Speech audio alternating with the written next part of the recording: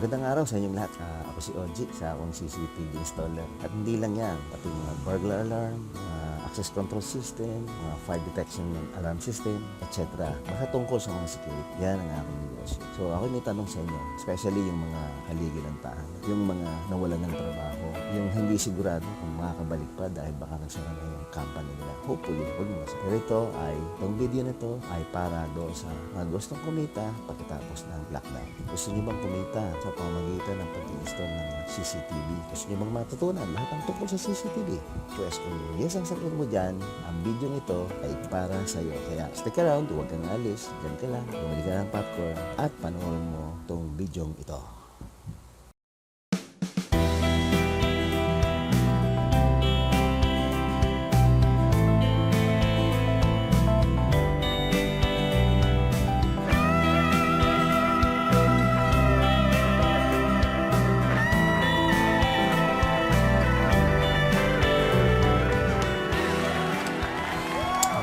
Unang-una, ang gusto ko muna kayong batiin. Sana nasa mabuti kayong kalagayan. For sure, majority sa inyo, sa atin, kasama na ako. Tayo ay mayroon ngayong hardship, meron tayong sufferings, meron tayong problema. Especially yung pang-araw-araw natin. Yung pagkain natin, pamilya natin. Hindi lang pagkain, lahat ng bagay. Sabon, etc., alcohol, kakaabusan. Pati yung, siyempre number one, yung health, yung kalusugan. Kasi kaya nga ang gobyerno nagpapatupad ng lockdown or quarantine. Kasi nga, gusto ng gobyerno, hindi tayo mapahamak. Kasi problema na natin, nagiging problema ng gobyerno. Wala na tayong magawa kasi pinapatupad lang nila yung tama. So, ngayon, gusto ko sana magkaroon tayo ng parang positive outlook. Ano ibig sabihin? Bakit parang nakangiti pa ako or masaya? May problema na nga tayong lahat. Kaya lahatin ko na. Kasi kahit naman middle class, may problema din sila eh. Yung savings nila nauubos na. Yung negosyo nila nagsara. Siguro yung talagang mga naangat na angat sobra. Pero siyempre nagwo-worry din sila kasi yung business nila, kung negosyante man sila, may possibility bumagsak din. So, lalahatin ko na. Pero, ayun nga, kailangan tayo ay hindi tayo magpadala sa stress. Hindi tayo dapat ma-depress kasi yung iba kakaroon ng depression eh. So, hindi tayo dapat negatibo. So, wala naman tayong magagawa eh. Talaga maghihintay lang tayo na bumalik sa dati, yung normal na pamumuhay. Ngayon, ako optimistic ako, babalik kasi ang mortality, mababa naman eh. Mga 2%, 3%. Although, marami ka na balita na mamatay. Pero may nakaka-recover naman. At yung iba, wala nga symptoms. So, nagkaroon ng naging positive sa COVID-19, hindi naman sila, wala lang. Parang walang nangyari. Pero siyempre, nakakatakot. So, bakit ko sinasabi na dapat tayo positive? Kasi, unang-una, number one, may maganda rin idinulot. Ay yung family bonding time. Mas mahaba. Simula umaga hanggang gabi, hanggang sa pagtulog magkakasama kayo. Eh, siyempre, hindi naman sa lahat kasi yung iba naipit ng lockdown, yung iba naman nasa abroad. Pero mas swerte tayo sa panahon natin. Meron ng internet, merong teknolohiyang ganyan. So, siyempre yung presence ang nawawala. Pero iba pa rin yung magkakasama kayo. That's number one. Diba? Family bonding time, mas mahaba. Pangalawa, yung usok sa ere ng mga sasakyan, ng mga factory, nabawasan. Grabe, sobra sa 50%, 70% siguro. Yung mga bundok na dating hindi mo nakikita sa malayo dahil natatakloban siya ng makapal na usok. Ngayon nakikita mo na. So maganda rin yan sa kalusugan. Siyempre, yung mga may asthma, ganyan. So may mabuti rin palang dinudulo itong problema natin. Tapos yung iba naman, karon ng negosyo. Sila yung mga food delivery, yung pharmacy, yung mga pagkain, yung mga gulay. Okay, kumbaga. So, may maganda rin dinulot. Ngayon, siyempre, hindi naman sa lahat. Kasi yung iba, mga nag-opisina, ako kagaya ko, siyempre, yung aking negosyo, nagsara din. Pares lang tayo. So, kaya lang ako, optimistic nga ako, paulit-ulit. Kasi, makakabalik tayo, matatapos din yan problema. Ngayon, ang worry ko lang sa iba, ay yung baka nga wala nang balikan trabaho. Yun namang ibang talagang walang trabaho, na siguro dahil overage, yung hindi qualified. Ito na yung pagkakataon nyo na pag-aralan itong ituturo ko ng libre, walang bayad. wala akong pinipili kahit ikaw elementary or high school or college, kahit ikaw ay overage, kahit ikaw ay bata pa, basta gusto mong kumita. Kasi nakakadala. Imagine kung yung ibang tao na walang inipong pera sa pagkakataon ngayon, problemado sila. Yung mga may inipo naman, namang problema na rin kasi nauubos na rin yung savings nila. Magsilbing leksyon sana sa atin to na sana meron tayong at least, sabi nga ng mga expert, mga financial advisor, dapat ay at least mga 6 months daw yung iyong savings. Na kung sakaling mawala ka ng trabaho, meron kang dudukutin. Kaya ako po, binabalanse ko, hindi ako nagpapadala. So, sa mga problemang ito, matatapos din yan. Yan ay sa tulong ng Diyos, siyempre, number 1 yan. Huwag mong kalimutan, magdadasal ka dapat. Hihilingin mo yung kagalingan sa sakit na yan, yung pang-araw-araw ng pamilya. Yun. So, ngayon, siyempre, ang gusto ng gobyerno, wala tayong umalis ng bahay. Kasi yun yung ambag natin eh. Kumbaga, pag ikaw hindi umalis ng bahay, napoproteksyonan mo rin yung sarili mo, napoproteksyonan mo rin yung pamilya mo na posibleng mahawa sa'yo, at napoproteksyonan mo rin yung ibang tao. So, talagang win-win situation eh. Talagang paminsan siguro makulit, pero minsan hindi ko rin masisi kasi wala na eh. Ano na sila eh, natutuliro na sila, hindi nila alam ang gagawin kasi wala nga silang makain. Kaya masyadong mainitin ang ulo. Kung sino na lang masisig, mga gobyerno, mga barangay chairman, mga konsehal, mga frontliner, sino na lang ang masisi, naghahanap talaga sila ng masisisi. Wala namang magagawa yung paninisi nila eh. Nandiyan na, hindi sila nakakatulog. So, bagkos, kung kayo man yun, panoorin nyo itong video to.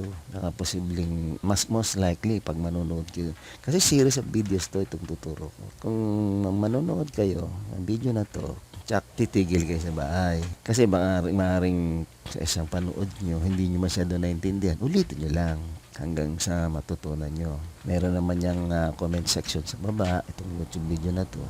Itanong nyo lahat ng gusto nyo itanong. Pero siyempre, pipilitin kong sagutin din. Baka dumami ang tanong, hindi ko masagot yung iba. So, sa ganang makakaya ko. At kung hindi ko naman makaya, bigyan nyo akong panahon, i-research ko pa, tapos gagawa ko rin ng video para naman na mabigyan ko ng kasagutan yung mga tanong nyo. Ngayon, so, ako, siyempre, ginagawa ko rin itong video ito kasi sa totoo lang, napapraning na rin ako. Nababagot na rin ako, nakakabuwag. Yung nasanay kang laging nasa labas tapos biglang nagbakasyon ka ng Engrande, talagang kain, tulog, panood ng pelikula, YouTube, internet, and everything. Tutulog ka sa gabi, tapos bukas gigising ka, gano'n naman gagawin mo. Nakakapraning. Nakakabagot, nakaka-stress, nakakabuwang, whatever you want to call it. Basta wala naman tayong magawa. So, ito nga, kaya naisipan ko na magawa ng video tungkol sa pag-share ng mga mga natutunan ko sa pag-install ng CCTV and everything. So, nakakatulong na ako sa mga tao na walang trabaho, na gusto magkaroon, mga wala nang babalikan trabaho, hindi sigurado, sa mga overage, sa mga inulit ko na naman. Pare-pareho tayong titig sa bahay kasi nagagawa ko ng video, kayo naman manonood lang. So, yun nga, ulitin ko, ito'y libre, wala kayong dapat bayaran, hindi ito eskwelahan na kailangan nyo mag-tuition. Hindi kayo magbabaon, wala kayong pamasahe dahil nasa bahay lang kayo. Internet lang at saka cellphone nyo, yun ang inyong puhunan. Ngayon, later on, pag marami na kayong alam, pagkatapos itong lockdown, pwede na kayong maghanap ng mare-repair dyan. Or baka may gustong bagong magpakabit ng CCTV. So ito talaga para sa inyo, itong video ito. Ito yung aking pamamaraan na parang tulong ko na sa inyo. At the same time, parang natutulungan nyo na rin sarili nyo na huwag lumabas ng bahay. Ako naman, natatanggalan ako ng, alam mo na, yung pagkabagot, natatanggal din. Kasi nakakagawa ako ng pamaraan kung paano maging busy ako. So, sasabihin naman ninyo, maswerte pa ako dahil yun lang kabagutan ang problema ko. Wala naman tayong magagawa eh. Kasi ako, kumbaga na-anticipate ko na rin yung mga ganitong mangyayari. Kaya kahit pasabihin natin na ako hindi ako mayaman, hindi kami mayaman, hindi rin naman kami mahirap, pero hindi kami masyadong naapektuhan din, syempre, hindi natin masabi, baka mamaya tumagal, hindi wala nang naubos na yung savings. So, pero palagi ko gagawa ang gobyerno ng pamamaraan. Kasi may narinig ako na parang parang selective lockdown lang ang mangyayari. Siguro yun sa mga maraming cases. Mukhang babalik pero hindi na siya babalik ng talagang as in normal na normal. So, pero siyempre, hindi pwedeng hindi babalik kasi babagsak na talaga yung ekonomiya eh. Hindi pwede. Kailan makabalik tayo? At hindi naman talaga tayo mauubos eh. Hindi kagaya nung unang panahon na yung 1918 pandemic na flu, marami ring namatay. So, mabuti hindi natin inabot yung panahon yun. Pero ngayon, siyempre, parang andito na naman. So, maraming scientist, maraming mga doktor na nagpatuloy yung pag-aaral. So, let's not be negative, let's be positive. Yun lang ang masabi ko. So, yun. So, sa ngayon, bali, medyo mahaba-haba na rin itong video natin. Ang gusto ko lang mangyari, sa susunod na video, pasensya na kayo, medyo puputulin ko na. Sa susunod na video, matutunan ninyo ang klase ng, iba't ibang klase ng camera. Kung ito ba ay dome type, ito ba ay bullet type, ito ba ay box type, ito ba ay PTZ, ito ba ay IP camera, ito ba ay analog. Yan yung mga basic na kailangan nyo munang matutunan sa simula. Hanggang sa pagta-terminate ng mga cable, pagsusupply ng kuryente sa camera and everything, etc. Pag-mount ng camera, pag-align, yan ang matutunan nyo. Ang request ko lang, ang hiling ko lang sa inyo, dahil ito ay libre, yung mga natutunan ko dati na talagang matagal ko ring pinag-aralan, trial and error sa mga experience namin na ay mali pala yun, dapat pala ganito. So, hindi nyo na masyadong pagdadaanan yun kasi tuturo ko na nga ng libre. So, hiling ko lang sa inyo, i-share din nyo sa iba. Kasi ito yung naisip kong paraan kung paano makakatulong sa mga kababayan ko. So, ito yung gusto kong mangyari. Makatulong din ako sa mga kababayan sa ganitong pamamaraan. So, kumbaga, samantalin nyo lang pagkakataon, pag-aralan nyo mabuti yung tuturo ko at i-share din ninyo. Paano? O, di dapat mag-subscribe kayo dito sa YouTube channel ko. At huwag nyo kalimutan yung notification bell para yung susunod na video ay malaman ninyo na isa kayo sa unang makakapanood yung susunod. So, yun na nga yun, yung pinakang tutorial proper.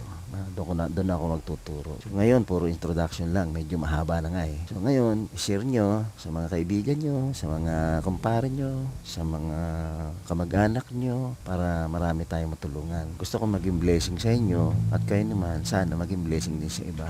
Kasi kailangan ng trabaho ng mga tao. So, ito naman para sa lahat, wala nang, kahit babae nga pwede manood, wala tayong pinipili. Regardless kung anong naabot nyo sa yung pinag-aralan nyo. Basta pag-aralan nyo mabuti, i-share nyo. Kasi nga, huwag nyo kalimutan. Mag-subscribe muna kayo. Yan lang naman ang kapalit ng effort ko eh. Imagine, magbabayad din ng kuryente, gagamit ako ng mga devices ko, yung mga pag-aaksayan ko ng panahon, pag-research, kasi kailangan maituro ko na maganda, merong dapat visual, mga demo, unit, mga ganyan, and everything. Hindi ko naman yun sisigilin sa inyo, hinihiling ko lang sa inyo, mag-subscribe kayo at i-share nyo sa iba itong video na to. So, yun lang, sana abangan nyo yung susunod na video. Yun na yung pinakang pinakang tutorial na talaga. So, abangan nyo. Sana marami kayong makapanood ito. Yun lang po at maraming salamat po. Ingat kayo. Stay home. Stay safe. And God bless po sa inyo lahat. Okay?